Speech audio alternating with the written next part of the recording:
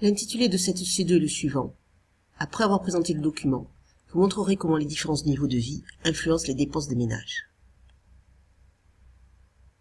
Première étape dans une C2, la présentation du document.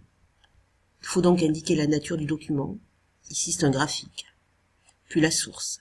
Ce document est issu d'une enquête de l'INSEE, l'enquête budget de famille. Le thème. Ce document nous explique comment les ménages utiliseraient le surplus de revenus. Le champ, c'est-à-dire la population étudiée, ce sont les ménages ordinaires en France métropolitaine. Le cadrage temporel, c'est-à-dire l'époque. Les données sont prises ici entre 2006 et 2011. Et enfin l'unité, ici c'est un pourcentage. Nous avons la part des ménages qui accordent le revenu supplémentaire à chaque type de consommation. Il faut ensuite analyser le document, c'est-à-dire répondre à la question. Pour cela, il faut la comprendre en analysant les mots indiquant le travail à faire. Les termes importants sont montrés. Il faut donc prouver en prenant des données précises. Ensuite, différence de niveau de vie. Ce sont les écarts entre les ménages à l'aise financièrement et ceux qui ont du mal. Enfin, influence les dépenses. On se demande quelles sont les conséquences de ces écarts sur la consommation. On peut alors reformuler la question. Tous les ménages utiliseraient-ils de la même manière une augmentation de revenus? Ou bien, son emploi dépendrait-il du revenu initial? On peut alors lire le document. Ce document nous donne deux catégories de ménages.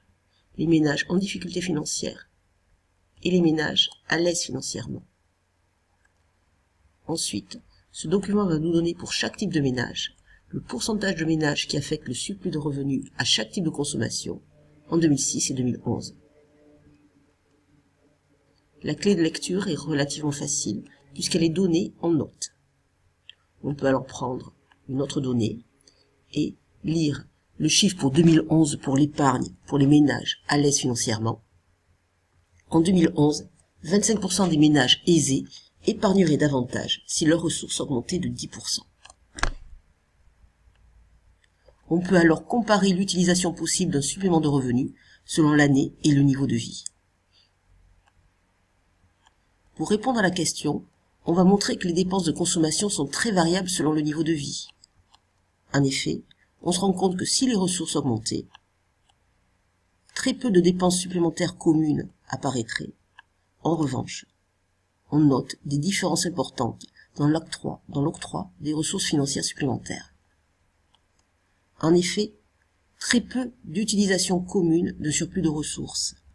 Ainsi, quand on compare les données des ménages qui arrivent difficilement avec ceux qui sont à l'aise, on remarque que un seul item se retrouve à peu près à la même place, c'est l'équipement du logement. Que ce soit pour les ménages à l'aise financièrement ou ceux qui arrivent difficilement, 10% des ménages utiliseraient leur surplus de revenus pour l'équipement du logement en 2011.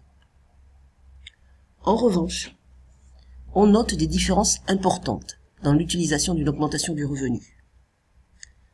Ainsi, pour les ménages qui arrivent difficilement, la plupart de leur utilisation serait l'alimentation, les transports et le remboursement des crédits. Ainsi, en 2011, 25% des ménages en difficulté financière utiliseraient le surplus de ressources pour l'alimentation. On retrouve d'autres items pour les ménages à l'aise financièrement. Eux affecteraient leur surplus de revenus à l'épargne, les loisirs et à leurs proches. Ainsi, en 2011, 25% des ménages à l'aise financièrement utiliseraient le surplus de ressources pour l'épargne. Il y a donc des différences importantes dans l'utilisation du revenu entre les ménages à l'aise et les ménages en difficulté financière, et ces écarts s'accroissent au cours du temps. Ainsi, on remarque que la part des ménages en difficulté financière qui consacreraient leur surplus de revenus à l'alimentation et au transport augmente entre 2006 et 2011. Pour l'alimentation, la part augmente de 5 points. Même constat pour les ménages à l'aise financièrement. La part des ménages qui affecteraient leur surplus de revenus à l'épargne augmente de 5 points entre 2006 et 2011.